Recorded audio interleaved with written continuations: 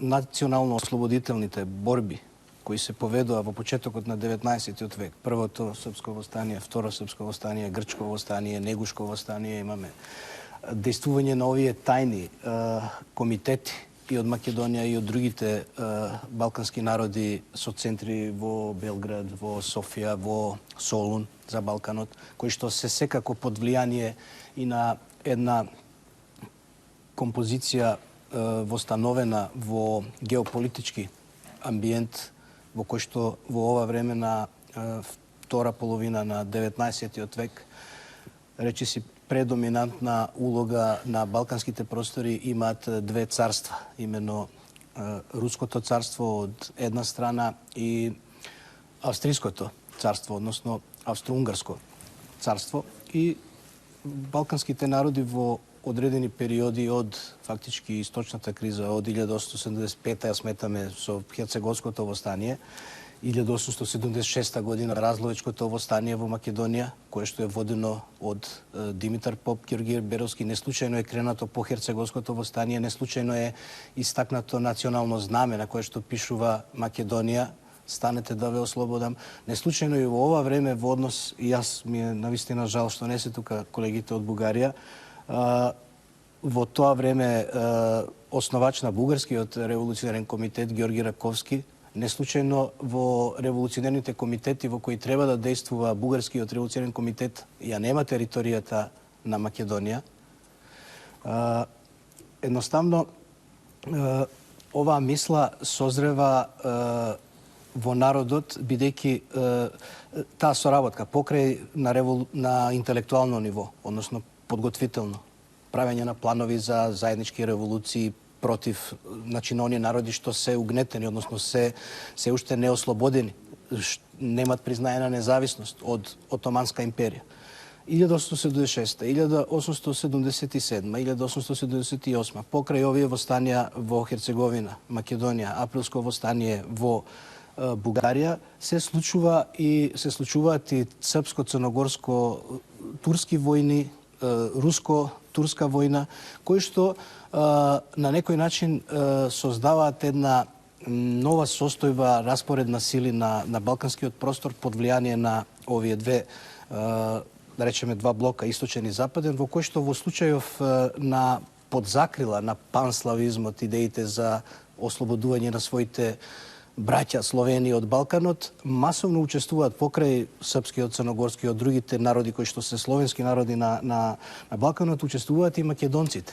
И во, да речеме, Илјовата легија 1862 година во Белград, настаните кај Чукур Чешма, учествува самостојно со цела една легија своја македонци и на некој начин придонесува во борбите за ослободување на Србија. Исто така, во време на руско-турската војна, многу македонци учествуваат на страна заедно со бугарска, со руска војска и доаѓаат речиси до Горна Џума, до границите на Македонија, но со фамозниот Сан Стефански протокол или документ кој што е подпишан во Сан Стефано на 3 март 1878 година, на некој начин се демаскира целата таа пропаганда дека ќе се донесе со тие војни слобода на сите балкански народи. Македонскиот народ, македонските револуционерни водачи се разочарани и по кратко време по одигрувањето, повторно под притисок на другите големи сили, да речеме Австрија, Германија, Италија, Велика Британија, Франција, се одржува Берлински конгрес од 1878, 13 јуни до 13 јули, на кој што Србија, Црна Гора, Грција, Романија се потврдува нивна независност. Како независни од Отоманска империја им се определуваат граници, но единствено Бугарија останува полузависна како трибутарно кнежество се до 1908 година. Ќе видиме и тоа колку е поврзано со действувањето на овие геополитики на големите сили, да речеме по анексијата на Босна и Херцеговина, веднаш 2 дена потоа се објавува независност на Бугарија од Отоманска империја. Но значи и по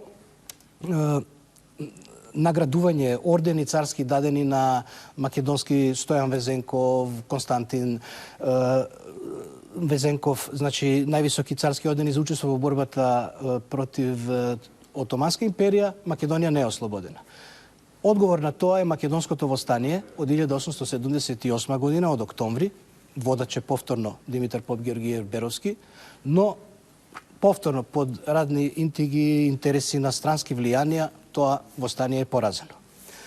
Во однос на мислата, односно ова што Славејков го спомнува за македонците и правење на една логична врска со античка Македонија, имено во време кога сте заедно со и само морам да изјаснам дека мораме кога за историја зборуваме секогаш да правиме разлика од да речеме народ, од оние луѓе кои што се обични војници, значи кои што во тоа време многу не може би разбираат политиката голема или немаат информации од тоа што се задните намери на политичките раководства на државите кои што на некој начин ги мобилизираат и ги ангажираат да војуваат за државните интереси. Тоа секогаш треба да се има предвид, така да едно е да се окарактеризира определен режим, односно систем државен, во тоа време се монархии, кралства, царства, како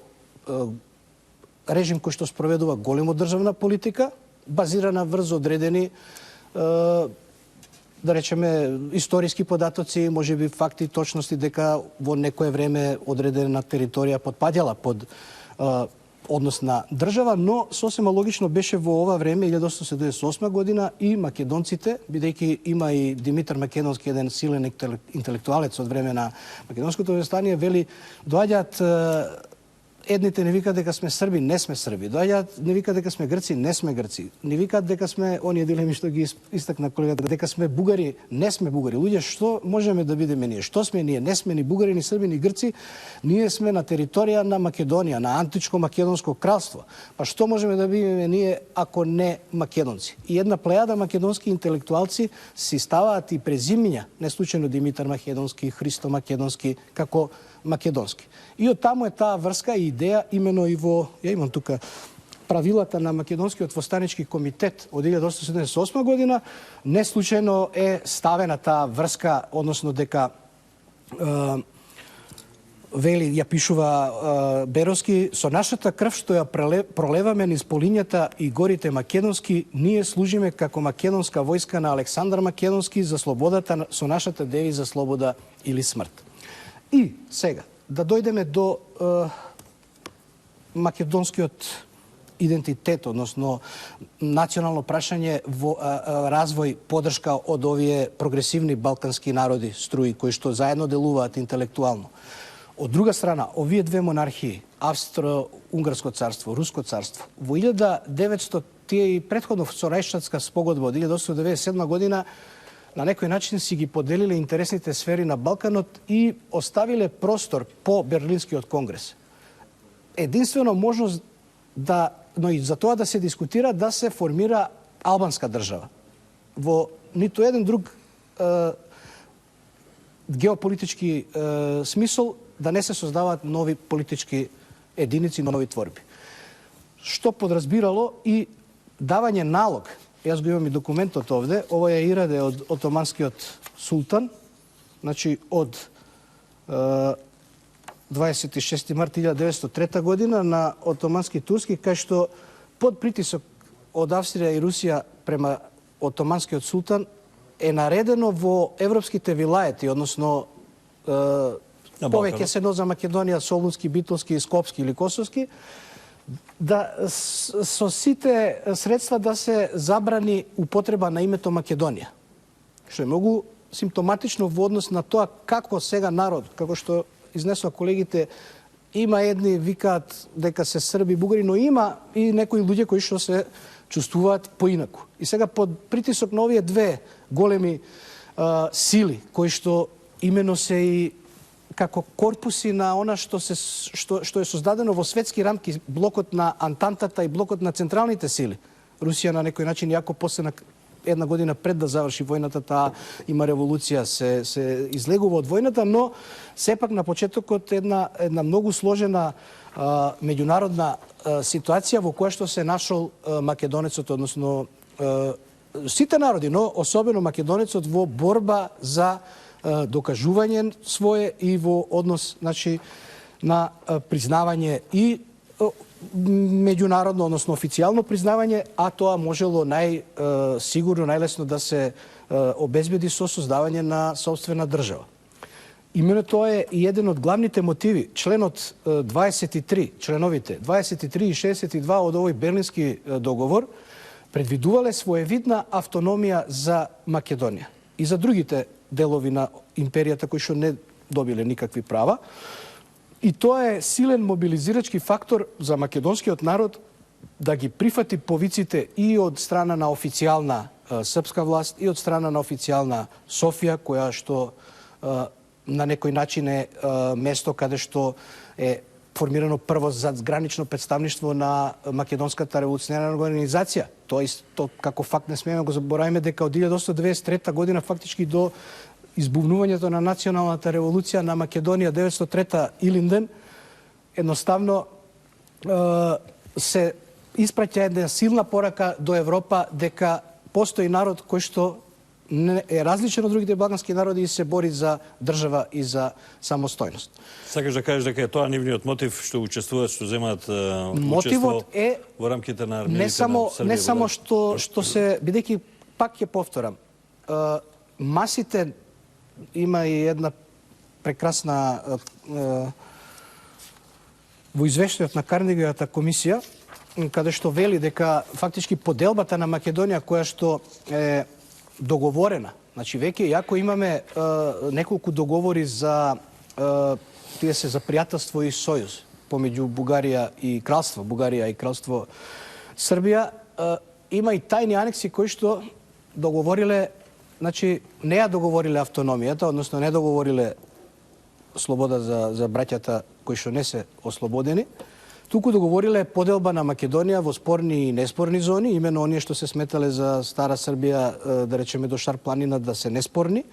Во однос на Македонија зборам сега, има тука и други територии, Косово, Санџак, но во однос на Македонија, оваму во Тракија, но договорена поделба на Македонија, а како ултиматум до Отоманска империја, пред да се објави војната, е испратено задолжително доколку Отоманска империја не го исполни членот 23, односно доколку не се даде автономија на Македонија, ќе почнеме војна со Турција. И така збориме за прва балканска војна. Што е исто симптоматично и интересен податок е дека во време на именување на геополитики зошто тогаш на Српско кралство и тоа е се факти што изнесува колегиве, така дека од една стратегија да се излезе на Јадранско море, попречена под притисок на големите сили по првата Балканска војна, Лондонска конференција, едноставно е наредено на српската и црногорската војска да се повлечат. Одречи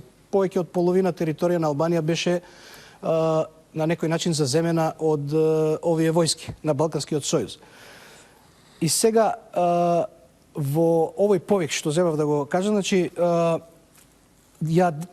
многу објективно оваа комисија, овој документ, извештај на Карнегиева комисија кој што опишува злоупотреби, кршења на војни конвенции, но во однос на Македонија и македонците, испомнување и македонска нација, зошто македонска нација не е ослободена, кажува дека недовербата помеѓу бугарскиот двор, кралски и македонските комити секогаш била присутна, не си верувале едни на другите.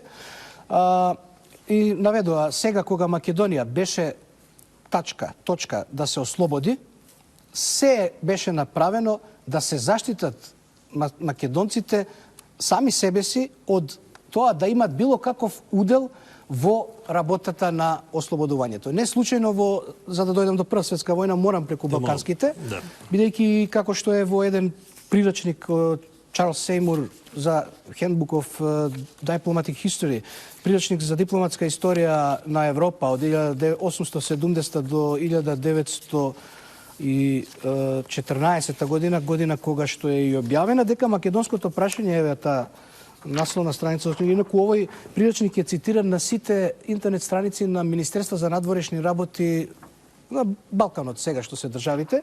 И тука наведува дека значи германската политика за продор на исток, Драг на Хостен, и на двојната монархија, дека македонското прашање, кое што исто е во ова источно прашање едно од клучните прашања, бидејќи на некој начин го квалификува дека во поголем дел создава анксиозност во Европа и станува кауза каузанс, една од главните причини за Балканските војни 1912-1913 година, а со тоа материјално контрибуира и за избувнување на светската војна.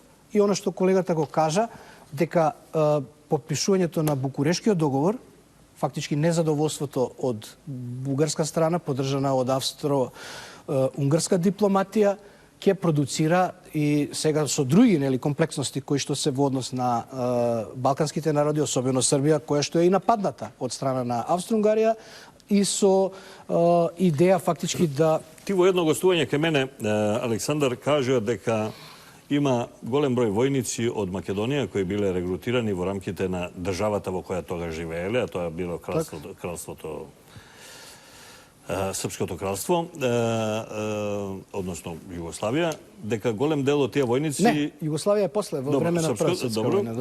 Дека голем број војници учествувале на битката на Колубара, например. Токму и тоа, јас си забележав, ама сега во интерес на времето, за овие возови, ако, да речеме, стигнал возот со муниција во Белград, сигурно им бил од кориси на македонските војници кои што учествувале во Колубарска битка.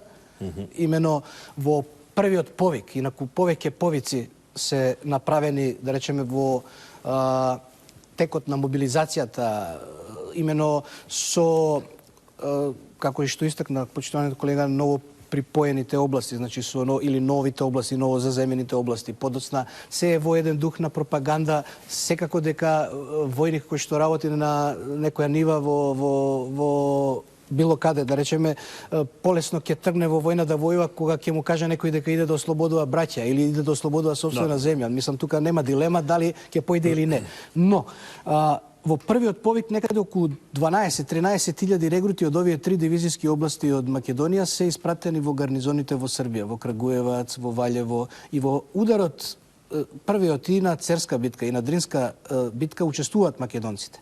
Но особено во Колубарска битка, исто има еден интересен податок, дека голем број македонци и ги положиле своите животи, но биле во првите борбени редови заедно со своите браќа христијани од српската војска. И позната е во историографијата македонската декларација, која што е објавена по Колубарската битка, со која што фактички командантот на српската армија, односно престолонаследникот Александар Караџоџевиќ, објавува како благодарница до браќата и ги наведува по градови Тетовци, Гостиварци, Поречани, кои што ги ослободивме.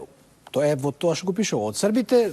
Сега должни сме да ги пофалиме за нивната храброст дадена во војна за одбрана на границата на татковината. Имено во текот на војната има податоци, и тие се податоци од српските архиви, дека околу 70.000 не само македонци, туку и муслимани... Александар, кога ќе поставиме едно логично прашање за 4 години од Прва светска војна. Да. Кој не ослободил, а кој не окупирал, ние немаме одговор. Па нема, Македонија е за жал. Иако пише нема решение.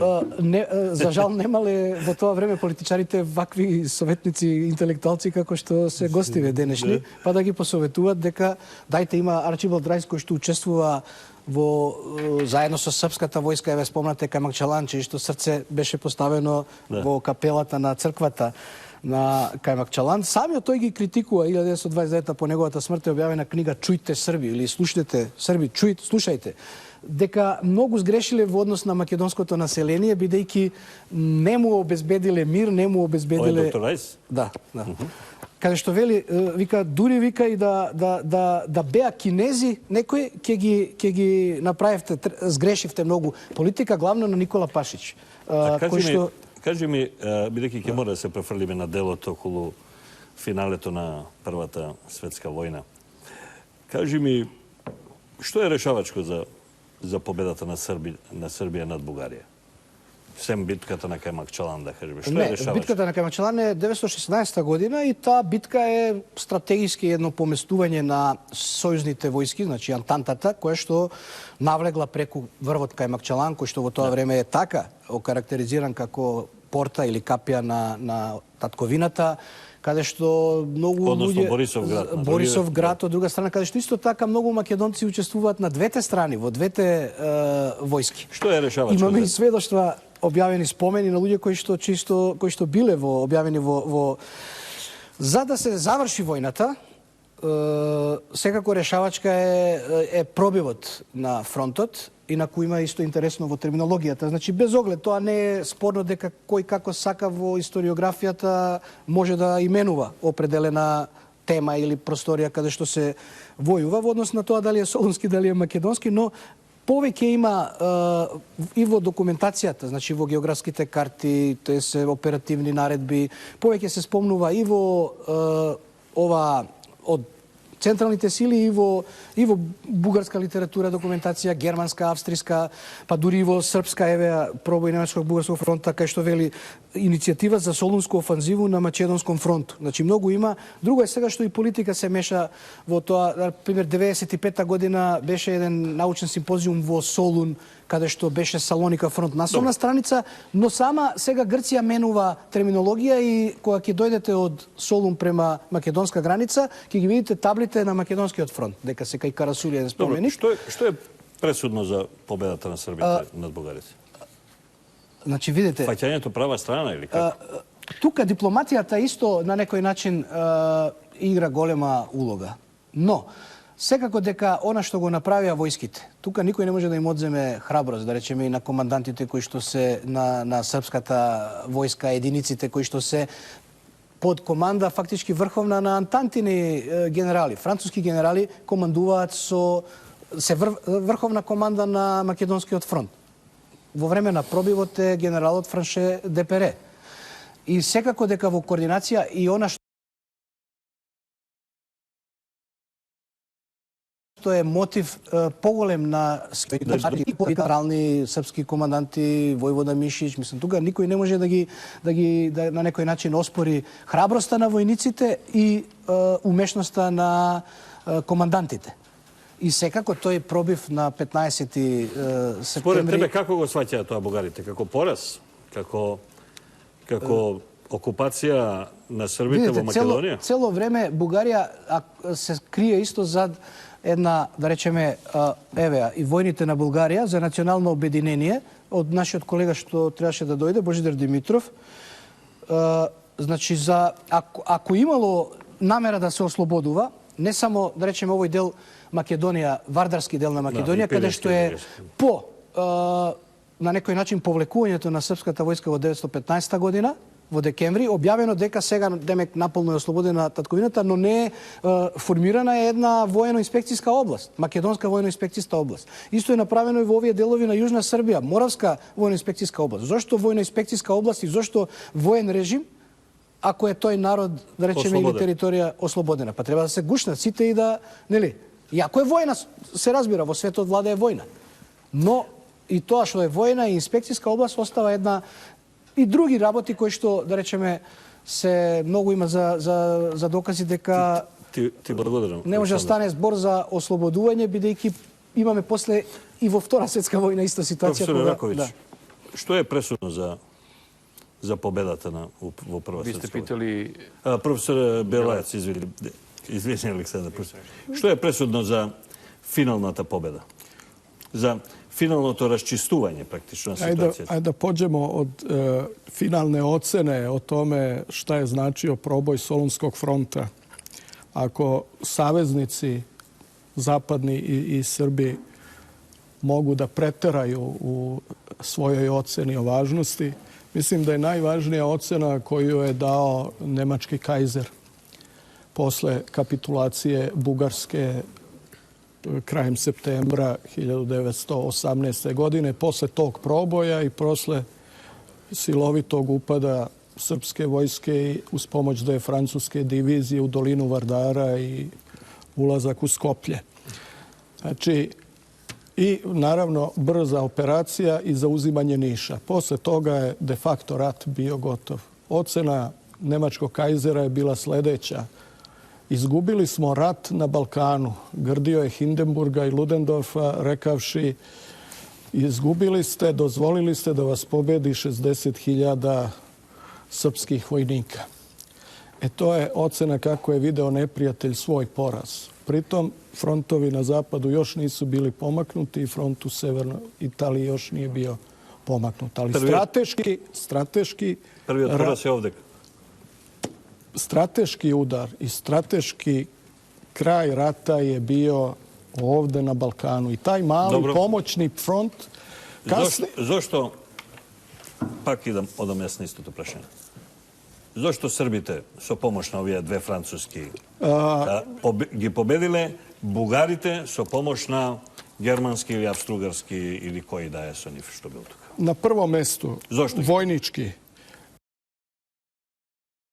ideja koju je srpska vrhovna komanda dala prethodnim komandantima i generalu Saraju i kasnije generalu Guillaumu, a onda prihvatio to i general Franche de Perret, tad još nije bio maršal.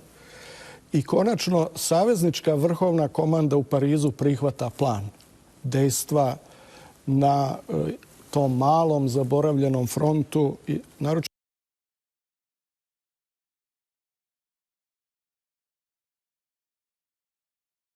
što je trebalo prelomiti britansku vrhovnu komandu da prihvati učešće britanske vojske na tome. Dogovor je bio, ukoliko srpska vojska na svom frontu uspe da napravi proboj, odabrano je nešto što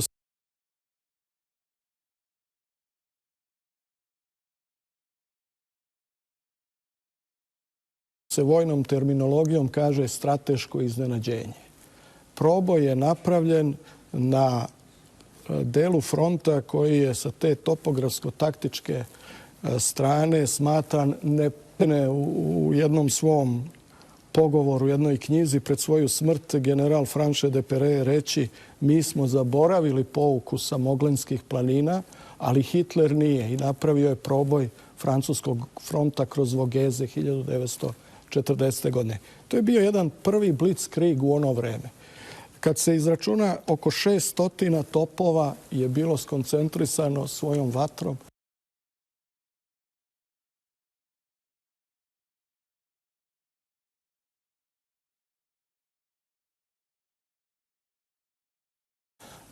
po bugarskim položajima bilo uključeno. Ono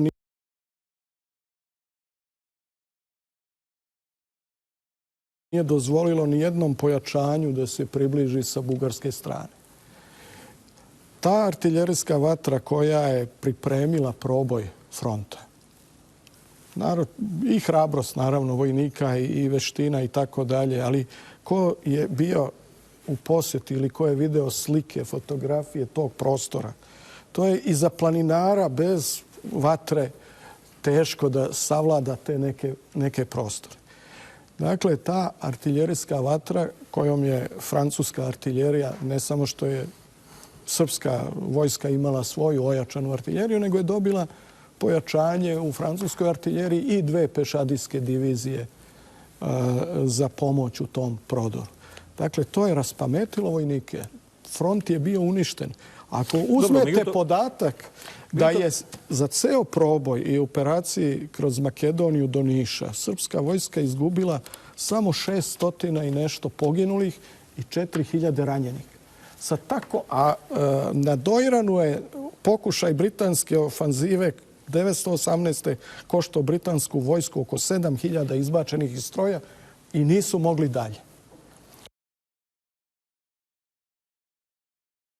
A ceo proboj je sigurno je postojala motivacija, ali da nije bilo i svih ovih vojničkih preduslova, znači strateško iznenađenje, dobra vatrena moć i brzina napredovanja. Brzina napredovanja je omogućila ne samo razdvajanje nemačkih i bugarskih snaga, proboj fronta, nego i zauzimanje Niša koji je... Mi prostite, znate što mislim ja? Ovako kako laik, čovjek što čita, ne su daleko sam od vaših. Znači, vojnik ili narod koji je proteran od svojata teritorija, od Šumadije, šetan iz Albanija do Grčki ostrovi, izginat po patot. Ne ni знае што е дома со неговата фамилија, со неговиот имот, стока и така натаму. Тој има друга мотивација отколку бугаринот кој дошол тука, а семејството и имотот му се на мир во Бугарија. Друга е мотивација да се дојде. Vidite, kroz niz dnevnika vojničkih ili oficirskih, znači onih koji su taj rat vodili fizički, pa i onoga što su od zapažanja visokih oficira i stranih i srpskih.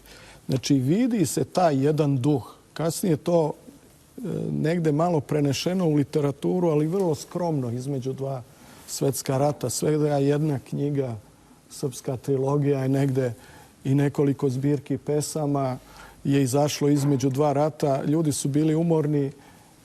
Zavladao je jedan pacifizam svuda u Evropi u tom vremenu i nekako se brzo zaboravilo na te ljudske napore i stradanja. Nije to ni nagrađeno na kraju krajeva na način na koji su možda ti borci očekivali.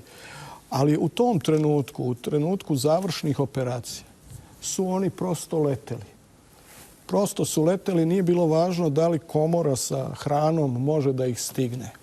A isto tako moram da kažem, to je u prilog ovoga, pa je svakom gledaocu na volju da pokuša da dočara to vreme. Kad se gledaju ti vojnički dnevnici koji su često po jedna rečenica ili oficirski, onda se vidi kako su srpske trupe dočekane i u prvim selima kad su se spustili sa Moglenskih planina, kako su dočekani na svim tim u svim tim mestima gde su prolazili i išli. U Srbiju ovu, što oni zovu Kraljevina Srbija pre Balkanskih ratova, to je razumljivo. Ali upravo u ovim, kako neko kaže, okupiranim krajevima posle 1913. kako su dočekivani. Ima jedan, ne mogu da zaboravim rečenicu, gde kažu vojnici su bili gladni pa su ukrali tamo nekoliko onih ovaca i toga. Pa kaže, braćo, mi vam se toliko radovali da dođete, a vi nas pljačkate. Onda oficiri sprečavaju ili to vraćaju da se ta sirotinja seljačka ne bi oštetila. I onda se žale kako su Bugari postupali prema njima. Kako je bilo. I toga ima u dnevnicima i tim beleškama koje su nastajale odma ili su nastajale netom posle rata, a ima ih i onih koje su neki entuzijasti skupljali tamo 70-ih, 60-ih i ovih godina, pa imate kazivanje Solunaca, imate kazivanja ovih koji su bili u odbrani Beograda ili na drugim frontovima. Ti blagodaram. Aleksandar, evo ova, sve što govore i tvojot imenjak, Aleksandar, i mojot Mile. Celo vreme zboruvame Grci, Srbi, Francuzi, Angličani, Bugari, Makedonci, Crnogorci. To se sve hrišćani. Kada je tuka muslimanski faktor? Odnosno, nastrana na Balkani od turski faktor. Kaj je drugi od muslimanski faktor na Balkanu? To je vrlo interesantno pitanje. Naravno, samo da dočaram našim gledalcima i da prosto kakva je bila ta silovito oslobađanje Srbije i ovih jugoslovenskih zemalja. Da je general Krsta Smiljanić 1919. bio 200 km od Beča sa svojom vojskom, ako se ne varam. Dakle, on je na austrijskoj teritoriji tukao austrijsku vojsku koja se branila od srpske vojske zapravo u to vreme. To pokazuje jedna silna imperija takva kakva je bila Austro-Ugarska nekad, da se u momentu jednom povlačenja i potpunog raspada brani u agoniji od srpske vojske. Kada je reč o ovim, ajde da kažemo, nekom religijskom intervencionizmu na Balkanu u to vreme ili vremenu kojemu neposredno prethodi. Dakle, Prvi svetski rat u Makedoniji i okupiranim delovima istočne Srbije pokazuje, dakle, ne verski rat Bugara protiv Srba, jer su radi o dve pravoslavne nacije, nego se radi o religijskom intervencionizmu potpunom, da se briše svaki drugi pravoslavni identitet i nameće bugarski, gde se ikone sa srpskim natpisima otimaju, kradu, stavljaju ikone sa bugarskim natpisima, da se zabranjuje proslava slave. To je vrlo važan porodični praznik, identitetski praznik i kod Srba, bilo je i u Makedoniji toga takođe, da je to zabranjivano zapravo da bi se to stanovništvo bugarizovalo. A kada je reč o, ajde još par rečenica pa ću doći na muslimane. Dakle, imamo takođe ne samo muslimanski verski faktor na prostoru jugoistočne Evrope u tom momentu, nego da ne možemo da zanemarimo da recimo gotovo krstaška kampanja, prva austro-ugarska ofanziva na Srbiju, Mačva, Jadar, Pocerina, Podrinje, da je gotovo nosio u sebi verski fanatizam, gde su... Katolici protiv pravoslavni. Tako je, da su crkve paljene, ljudi ubijani, da je to doseglo nivo brutalnosti koji je posle pokazan ponovo u Jasenovcu i stratištima u vreme Drugog svetskog rata od strane Ustaša prema Srbima, Jevrejima i Romima. Dakle, ovo kao da je bio neki lakmus papir. Kada je reč o Bosni i Hercegovini, kada je reč o Beogradu okupiranom od kraja 1915. pa do 1918. godine, gradom patroliraju muslimanske milicije koje su dovedene tu da uteruju red, ali takođe ono što je vrlo važno, dakle, u srpske učionice došli su učitelji iz Hrvatske da decu podučavaju hrvatskom jeziku, a ne srpskom jeziku. A, dakle, takođe je i ćirilica izbačena iz upotrebe u Srbiji i govorimo, dakle, i u tom smislu o religijskom intervencionizmu.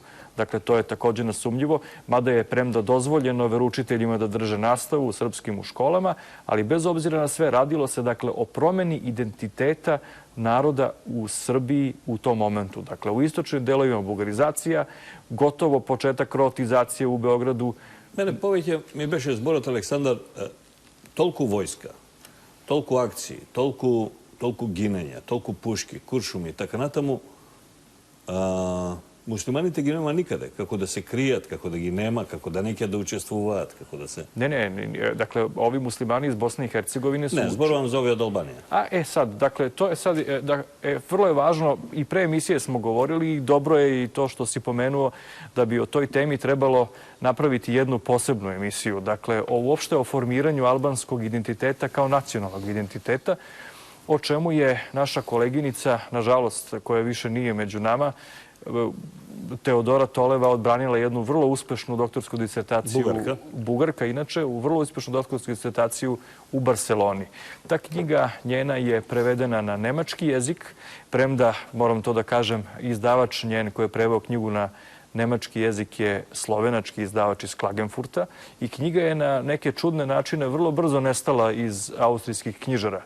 Takođe, ta knjiga je prevedena na bugarski jezik, a nedavno smo mi dobili naš prevod na srpski jezik u Srbiji i u stvari Teodora Toleva pokazuje karakter formiranja i u stvari planiranje od strane austro-ugarskih planera i posle karakter formiranja albanske nacije do najdubljeg mogućeg planiranja, ulaženja gotovo u svaku poru tog albanskog plemenskog društva. Ono što Teodora Toleva posebno podcrtava, ona podlači, a o tome govore austro-ugarski dokumenti, je da je albansko društvo zapravo plemensko, razdvojeno, bez nekih velikih kohezivnih faktora između sebe. Međutim, ono što je primećeno od strane austro-ugarskih diplomata i na tome su oni radili, primećeno je da kod Albanaca, bez obzira da li su muslimani ili su rimokatolici, postoji objektivno velika netrpeljivost prema susednom srpskom stanovništvu ili prema susednom stanovništvu pravoslavne vere u Makedoniji.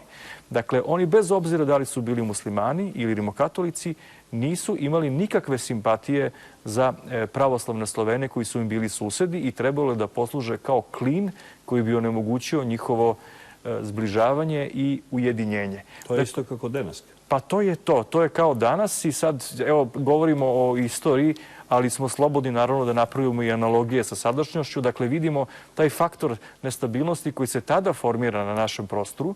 Zapravo on se formira, to je vrlo interesantno, kao na modelu formiranja takozvane bosanske nacije koju je Kalaj progurao, ali potpuno bezuspešno. Za razliku od tog bezuspešnog pokušaja, ovaj pokušaj formiranja albanske nacije bio je uspešan. I evo danas vidimo dakle, da i danas on služi kao faktor destabilnosti Iako ne služil kako faktor vo Prvata svetska vojna. Kako rešavački faktor. Kao faktor u Prvom svetskom ratu ne, ali evo već vidimo, mada ne treba ni to zanemarivati, posle ujedinjenja Kraljevine Srba, Hrvata i Slovenaca, to treba također da podvučemo, dakle, albanski kačaci na prostoru Kosova i Metohije i Zapadne Makedonije deluju u sadejstvu sa VMRO-om i crnogorskim separatistima. Dakle, i to, eto bih prosto rekao, dakle, postoji i neka veza, nažalost, ona koju mi danas možda ne želimo da čujemo, a to je između VMRO, albanskih kačaka i crnogorskih separatista. Da, izvolite. Samo jedno pojašnjenje zbog čega jedan detalj iz tog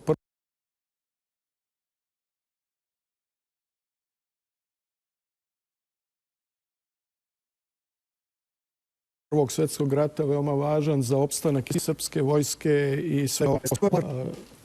Onaj faktor koji je bio faktor stabilnosti ili saradnje, Esad Paša Toptani, koji je de facto vršio kontrolu srednje Albanije, najvažnijeg dela Albanije i južne, on je bio prijatelj srpske vlade.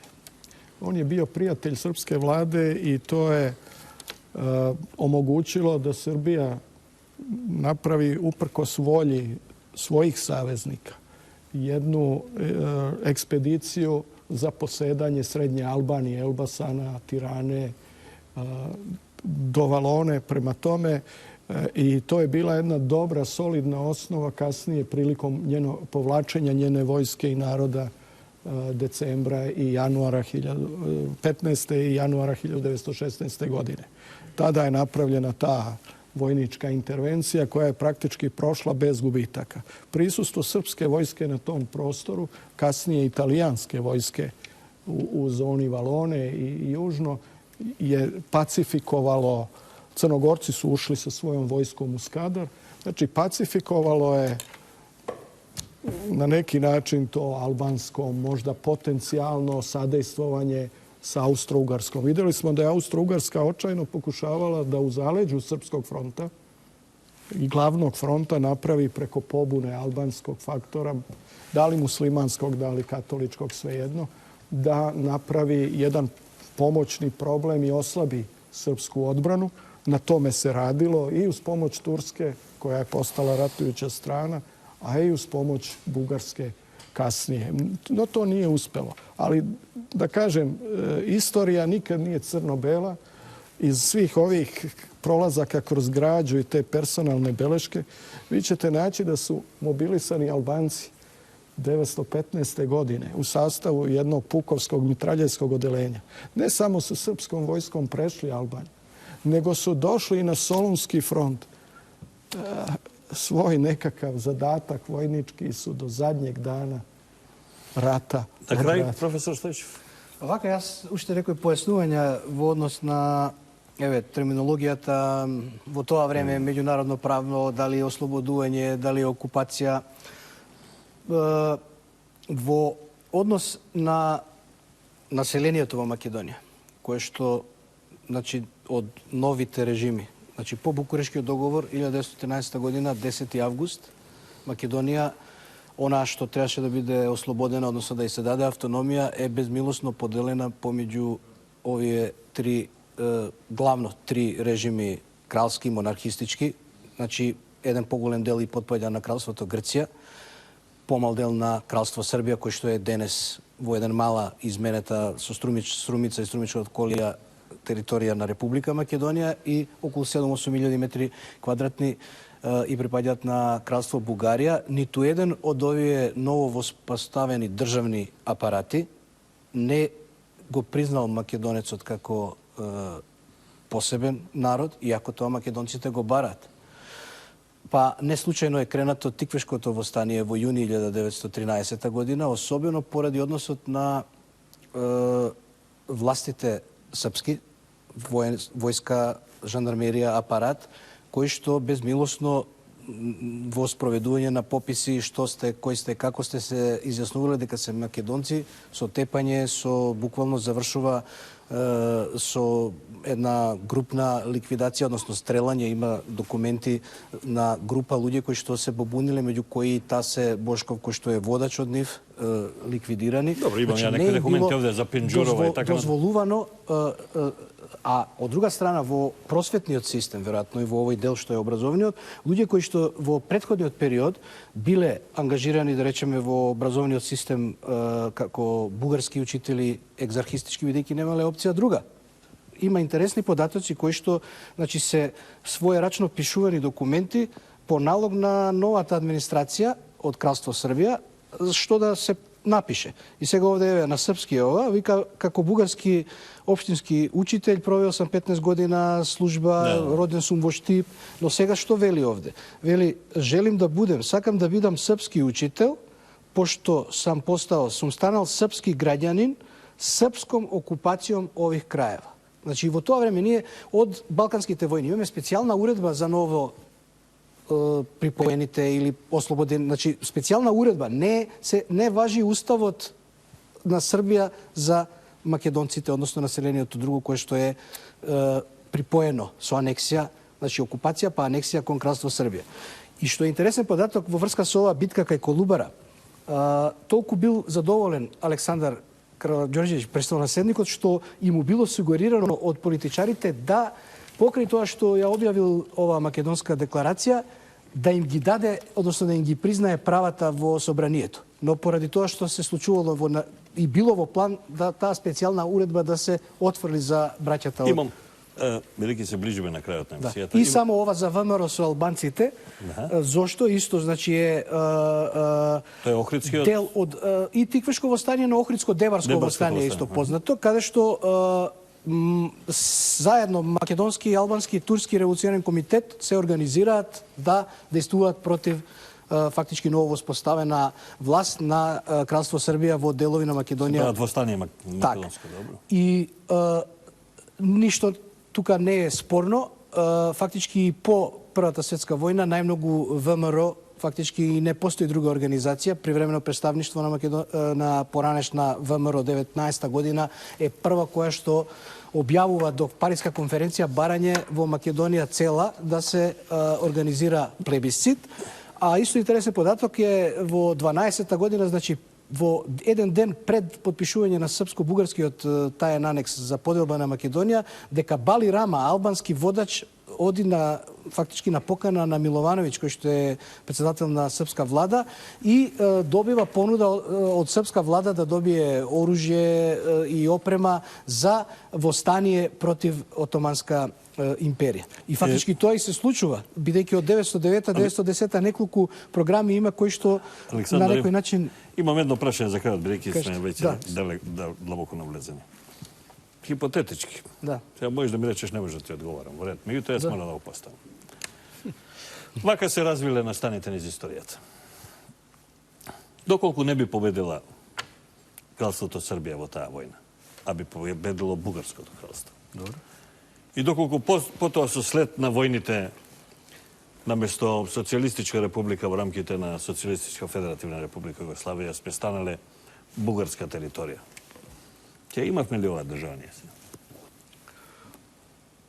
Видете, Многу е хипотетичко, знам, меѓутоа е право прашање. Можеме и ми да кажеме. Да. Не. Во една насока... Добро питање. Значи, еве, се изведува логички заклучок дека фактички независна, суверена, самостојна република Македонија е создадена на територија, односно на делот кој што по Балканските војни бил под Кралство Србија. Така е.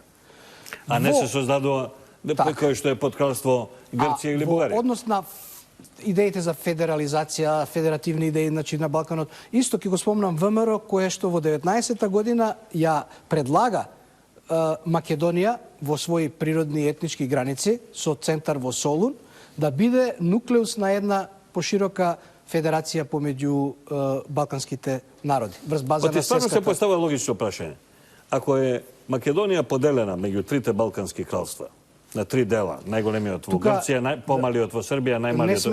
Ne smeme samo da zaboravimo i period... Zašto ne se formila makedonska država vojska? Vojna, antifašistička vojna, koga na programite po Avnoj, po Pa dobro, među to antifašistička ta vojna, Ivo Grčija, Vojegijska Makedonija, se najmnogo Makedonci koji učestvovali. Ova sоработка, да речеме, Makedonci da победуваат италијанската войска. Войската со Белград донесе да ја имаме државата. Znači, ne je loša ova Vojvoda Putnik ili kako im se vika srpski teo. Aleksandar, ja imam za tebe drugo prašanje, ako sakaš poješ i ovo da ga odgovoriš. Međutim, imam drugo prašanje. Jedan del od... A to je sovremeno prašanje. A sepak je povrzano religijsko i nacionalno, kao religijsko-nacionalne sudir. Jedna makedonska politička opcija koja se vika Socijaldemokratski sojuz. On ima dodavke i na Makedonija, mesto, a kaj njih ne možem da go stavim nikako. Znači, Socijaldemokratski sojuz predvodeno od Zoran Zaev, koji svega saka da napravi vlada bazirana na, tako narečena, tiranska platforma pišana od Edi Rama, a potpišana od Albanske partije u Makedoniji. Ta politička partija, dokoliko napravi vlada, saka da go proglasi srpski narod za genociden, odnosno deka u odreden del od istorijata među dvete svetske vojni i vtorata svetska vojna izvršil genocid vrz Albancite na teritorijama Makedonija i teritorija vjerojatno na Kosovo i Albanija. Pa sad te prašam, ti si Srbin, genocidan narod li ste vi? Izvršivte li genocid? Kako gledate na takva politička sovremena razvarska? Mi nismo izvršili kao narod, mi kao Srbi, nikakav genocid. Dakle, to su obične gluposti. One su instruisane ne samo, naravno, iz Tirane, nego i negde sa strane u sklopu ovih opštih priča o genocidima na jugoslovenskom prostoru koje zapravo srpskom narodu nameću oni koji su srpskom narodu nametnuli i raspad Jugoslavije i rat protiv i Republike Srpske i Savezne Republike Jugoslavije, a takođe i nekadašnje Republike Srpske Krajine. Dakle, to je jedan politički projekat, vrlo opakog karaktera i ja da sam, evo, na mestu braće Makedonaca u Makedoniji, nikada ne bih mogao da podržim da se formira vlada koja je zasnovana na tiranskoj platformi. Dakle, to je potpuno besmisleno, čak u izvesnoj meri i glupavo. Kako gledate vi na politička partija koja sakada kaže da kad ste izvršili genocid? Kako gledate kon ta politička partija, vi kako Srbi? Vi gi sledite, ne li, kako nije što gi sledime slučuvanja tamo Srbije, vi gi sledite slučuvanja tamo Makedonije? Ne čudi me što su albanski politički faktori ispostavili tu platformu, ali me jako čudi što je SDSM prihvatio tu platformu. Jako me, dakle, gledam to kao na izdaju naših bratskih odnosa. Dakle, potpuno podlačim to izričito. Profesor Bjelajac, da bi go postavim isto to prašenje? Odgovorit ću, odnosno daću gledalcima i svoje mišljenje. Ja samo bih hteo da kažem oko ovoga prethodnog dela razgovora. Eto, istorija je htela da upravo jedini teritorij na kome je bila moguća makedonska država i emancipacija Makedonaca kao nacije, upravo taj prostor koji je oslobodila srpska vojska 2 puta, odnosno posle Balkanskih ratova i Nejskim ugovorom je zadobila i taj Jugoslavija kao nova država, taj deo oko Strumice. Dakle, upravo jedini prostor gde je makedonska nacija mogla da se na kraju iskaže i emancipuje. Moram da kažem, iz jednog davnog intervjua glumca Petra Prlička, prva predstava na makedonskom jeziku, tada se to zvalo dijalekt, na makedonskom dijalektu, izvedena u Narodnom pozorištu u Skoplju 1940. godine. Kad su stranci posmatrali taj prostor između 2 rata, često su, zbog te njegove ogromne važnosti za celu Evropu i za odnose među velikim silama, vrlo su ga pažljivo posmatrali, verovatno kao i danas. I onda su zaključili da jugoslovenska vlada između 2 rata upravo radi na pridobijanju stanovništva na taj način što razvija taj prostor. U čuvenoj knjizi ili pamfletu Rudolfa Bićanića Optužuje se srpski faktor da ulaže samo na prostoru Srbije. Međutim, kad se vidi gde je to ulaganje u najvećem iznosu, onda je upravo to bilo u ovim krajevima i za saobraćaj, i za poljoprivredu, i za sveopšti razvoj, i za sanaciju malarije, za unapređenje konjogojstva, stočarstva. Skoplje je potpuno, kažu stranci, a ne ovi samo novinari odavde, promenilo fizionomiju koga je poznalo u turskom vremenu, koga je došao obići 1937. ili 1940. To je bio potpuno na neki način drugi grad. I ima jedan detalj, pošto sam se bavio tom vojnom istorijom, kad je general Nedić, komandant 3. armijske oblasti, dosta zaslužan i za učešće vojske u tim svim aktivnostima za unapređivanje sredine na tom materijalnom i kulturnom planu odlazio. Kaže da je voz kasnio iz Skoplja jer je toliko stanovništva došlo da ga isprati. Njegova sudbina je kasnije bila malo drugačija, ali u to istorijsko vreme je bilo to. Sad oko ovoga, kad je genocid u pitanju. Kao savremeno političko prašenje. Ono je instrumentalizovano u celom ovom periodu od 1990. od kad je počela jugoslovenska kriza, pa 1993. reprintom Carnegijevog izveštaja o kome smo na mnogim mestima u svetu debatovali i pisali o tome. Taj Carnegijev izveštaj, odnosno njegova instrumentalizacija je provocirala čak i jednu Mariju Todorovu da napiše knjigu Imaginarni Balkan.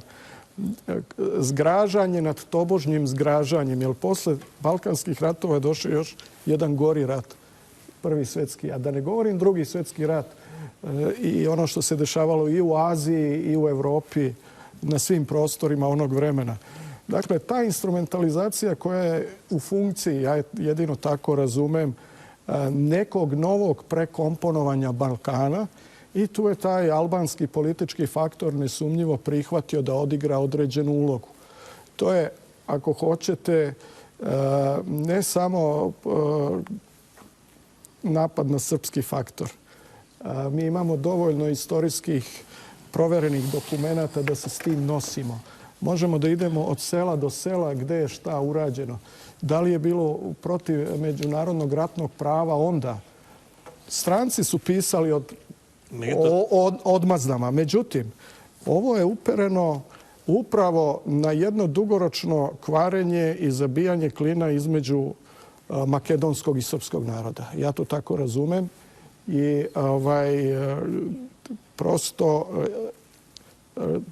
jednostavno želi se, ja mislim, sprečiti jedan prirodan tok dobrih odnosa između dva naroda koji je istorijski opravdan, kažem, uz svo razumevanje naših predaka ili njihova nerazumevanja. Ali to su ipak bile neke generacije koje su znale, kao i nauka, znala je nekad manje, kao i politika koja je bila uslovljena i strahovima i onim vremenom.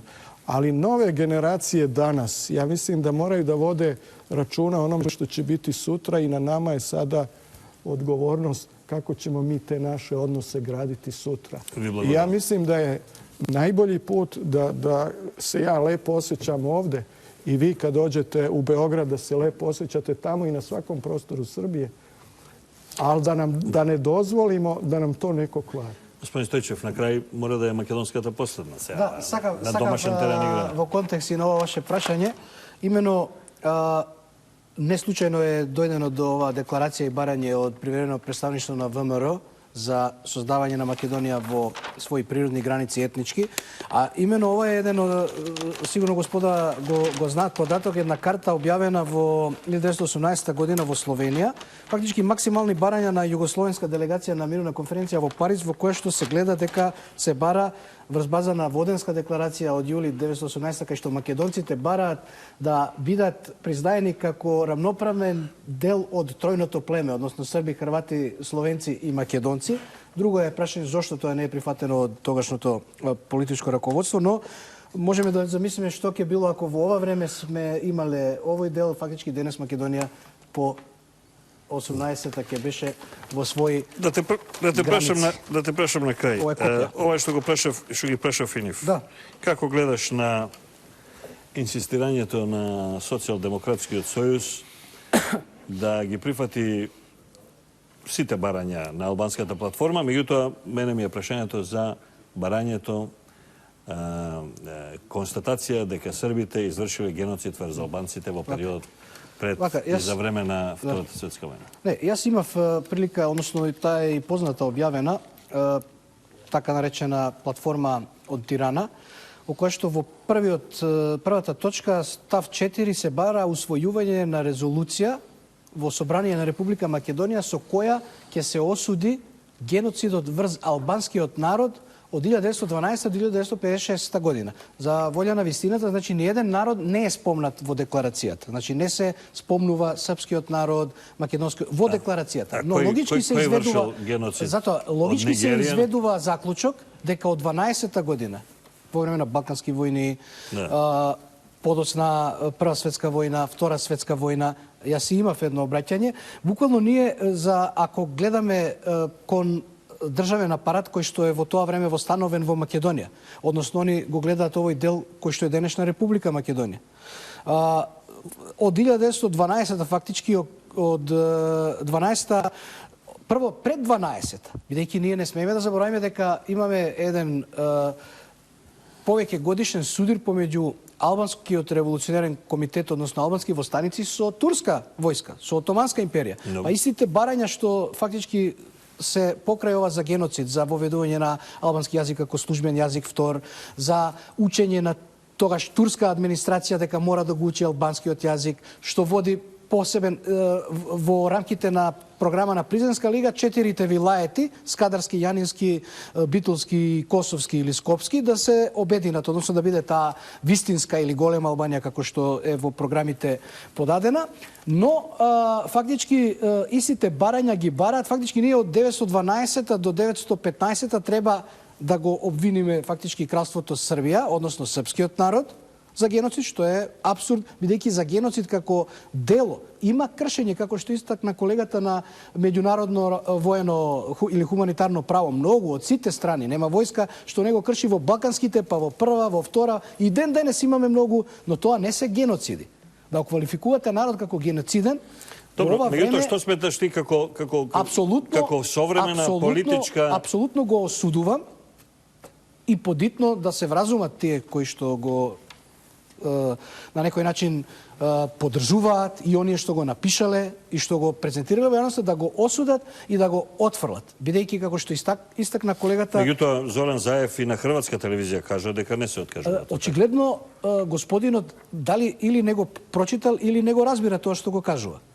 Значи, тој кажува значи, геноцид е многу сериозна категорија на меѓународно кривично дело, едно од најголемите, злосторство над злосторствата, кое што на Македонија во овие услови, посебно во тоа време кога фактички ние покрај српскиот народ, по логика треба да ги обвиниме, иако сега има со колонизација доаѓаат и црногорците на територија на Македонија. Па може сигурно има и некој словенечки војник, хрватски војник, кој што не само во време на Балкански и Прва светска војна, туку и во време на Втора светска војна. Тие бараат и 40 до 56 година да се осудат. Значи бараат и македонските партизани кои што војуваат фактички со остатоци на некои балистички формации од 44-та, фактички од пробивот на Сремскиот фронт.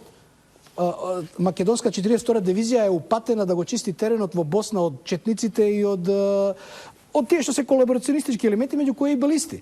На Косово, значи се до 56-та, фактички македонските партизани кои што ја создадоа државата, сега треба некој да ги осуди дека извршиле геноцид врз албанското население. А спротивно е, како што истакна колегата, во документацијата од 43-та, например, 1 октомври судир со балистите влегуваат, палат цели села во Западна Македонија. Село Белчиште, 20 куќи изгорени, запалени до темел. Населението бега, се прогонува и тука има елементи на, да речеме, такво кривично дело. Стаса бе до крајот на емисијата, малку предолга, според мене, меѓутоа моравме да кажеме се. Ви благодарам за учеството, професоре Белаец, докторе Стојчев, докторе Раковиќ.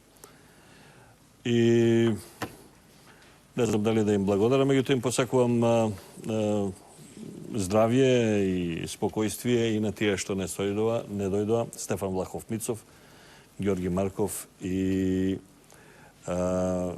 Božidar Dimitrov. Това беше моята емисија, почитувани гледачи, посветена Првата светска војна, која детерминира многу работи кои се случуваат до денеска, а за начинот на откажувањето и неприсуствувањето во оваа емисија, инаку веќе договорено доаѓање на тројцата овдека кои ги нема вечерва, ќе ви информирам во некој од моите следни емисии, каде што ќе презентирам и соодветна документација. До следниот петок, пријатно и со здравие.